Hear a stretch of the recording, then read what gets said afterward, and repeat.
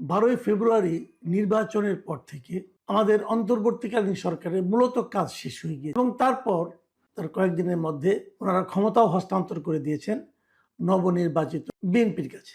এবং বিএনপি তার এর মধ্যে তাদের মন্ত্রিসভা গঠন করেছে, প্রধানমন্ত্রী হয়েছেন, অন্যান্য মন্ত্রীদের দপ্তর বন্টন হয়েছে এবং তারপরেও প্রায় 2 সপ্তাহ কিন্তু প্রধান উপদেষ্টা, অন্তর্বর্তীকালীন সরকারের প্রধান উপদেষ্টা ডক্টর মোহাম্মদ ইউনূস ওনার যে সরকারি বাসভবন ছিল যমুনা, ওখানে অবস্থান করেছেন এবং গতকালকে সেখান থেকে উনি গুলশানের বাসভবনে চলে গেছেন। যতদিন পেরেছেন থেকেছেন সরকারি বাস। এই যে গেলেন, যাওয়ার পর থেকে ডক্টর মোহাম্মদ ইউনূসের স্ট্যাটাসটা কি দাঁড়াবে? এখন উনি কি? এখন কি উনি সাধারণ মানুষ, যে কোনো সাধারণ মানুষ? না, উনি এখন যে কোনো মানুষ নন। উনি আগে গ্রামীণ ব্যাংকের যখন এমডি ছিলেন, অথবা গ্রামীণের লোক হিসেবে যখন গ্রামীণ ফাউন্ডেশনের লোক ছিলেন, অথবা গ্রামীণ টেলিকমের চেয়ারম্যান অথবা অন্য কিছু ছিলেন, তখন উনি যে মাপের লোক ছিলেন, ওনাকে সরকার যে পরিমাণ নিরাপত্তা দিত, তার সঙ্গে কিন্তু বর্তমানে নিরাপত্তার কোনো তুলনা হয় অনুযায়ী উনি এখন রাষ্ট্রের অতি গুরুত্বপূর্ণ এবং এই গুরুত্বপূর্ণ ব্যক্তি হিসাবে ওনাকে বিবেচনা করা হবে। দায়িত্ব ত্যাগের পরবর্তী এক বছর উনি রাষ্ট্রের অতি গুরুত্বপূর্ণ ব্যক্তি থাকবে। তো আপনারা হয়তো বলবেন থাকবেন, এটা নিয়ে আলোচনার কি আছে? না, আলোচনার কিছু আছে বলে আলোচনা, থাকাটা কোনো অস্বাভাবিক। এরকম থাকার নিয়ম আগেও ছিল। 2006 সালে একটা আইন করা হয়েছিল, এটাকে এসএসএফ আইন বলতে পারেন আপনার। কারণ এই পর্যায়ে ওনাকে এসএসএফ, মানে আমরা যেটাকে বলি যে প্রেসিডেন্টের সঙ্গে থাকে, প্রাইম মিনিস্টারের সঙ্গে থাকে, যে স্পেশাল সিকিউরিটি ফোর্স এসএসএফ, ওই এসএসএফ এর একটা অর্ডিন্যান্স 2006 সালে হয়েছে এবং তখন তারা কথা বলেছিল এমনি যারা নাকি প্রেসিডেন্ট থাকেন, প্রধানমন্ত্রী থাকেন, তারা তো এসএসএফ এর সিকিউরিটি পান এবং তখন ওনারা থাকেন হলো ভিভিআই, ভেরি ভেরি ইম্পর্টেন্ট পান। কিন্তু ধরা যাক প্রেসিডেন্টের মেয়াদ শেষ হয়ে গেল, প্রধানমন্ত্রীর মেয়াদ শেষ হয়ে গেল, তারা কি হবে? তখন তাদের are very very important person থাকবেন, তখন তারা হয়ে যাবেন ভেরি ইম্পর্টেন্ট ভিভিআইপি না। তো ওনারা যখন ভিআইপি হয়ে যাবে তখনও তারা এসএসএফ পাবেন, মানে এসএসএফ এর নিরাপত্তা তারা পাবেন। কতদিন পাবেন? 3 মাস পাবেন। এটা 2006 সালে একটা আইন করা হয়েছিল। সেই আইনে কে কে ইনক্লুডেড ছিল?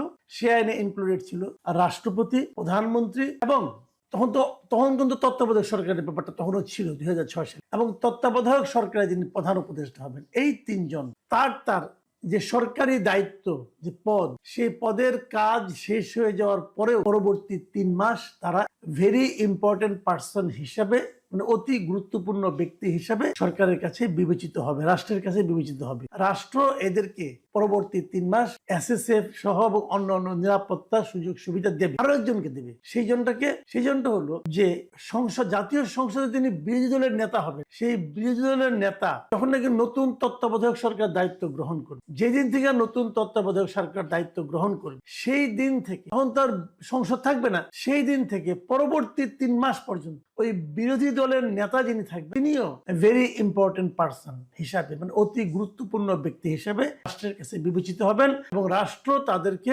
নিরাপত্তা দেবে। এই আইনটা হয়েছিল 2006 সালে, 2006 সালের 29শে অক্টোবর। এখন এই আইনটা হওয়ার পর ছিল এ পর্যন্ত, তারপরে তো মনে করেন আপনার 14তে এসে তত্ত্বাবধায়ক সরকার উঠে গেল, তারপরে এবার অন্তর্বর্তীকালীন সরকার এলো, এসে নিয়ে আমরা একজন অন্তর্বর্তীকালীন সরকারের প্রধান উপদেষ্টা পেলাম। প্রধান উপদেষ্টার কার্যকাল যখন শেষ হয়ে যায়, তাহলে ওনারও কিন্তু ওই একই নিয়মে 3 মাস সেই অতি গুরুত্বপূর্ণ ব্যক্তি হিসেবে নিরাপত্তা পাওয়ার কথা। কিন্তু এক্ষেত্রে তা হলো না। এক্ষেত্রে যে জিনিসটা হলো, আমরা দেখলাম যে এই বছরের, মানে 2026 সালে, মানে নির্বাচনের ঠিক 2 দিন আগে নতুন একটা অধ্যাদেশ হলো, সরকারি বিজ্ঞপ্তি, এবং সেই বিজ্ঞপ্তিতে বলা হলো যে প্রধান উপদেষ্টা যিনি থাকবেন, তিনি পরবর্তী, মানে দায়িত্ব শেষ হওয়ার পরেও 1 বছরের জন্য ভিআইপির মর্যাদা। এই যে নতুন যে প্রজ্ঞাপনটা হয়েছে ফেব্রুয়ারির 10 তারিখে, সেখানে আসলে কি লেখা হয়েছে? সেখানে লেখা হয়েছে যে অন্তর্বর্তীকালীন সরকারের প্রধান উপদেষ্টা ডক্টর মোহাম্মদ ইউনূসকে তাহার দায়িত্ব হস্তান্তরের তারিখ হইতে 1 বছরের জন্য গুরুত্বপূর্ণ ব্যক্তি হিসেবে এই সরকার ঘোষণা করলো এবং এটা অবিলম্বে কার্যকর হবে।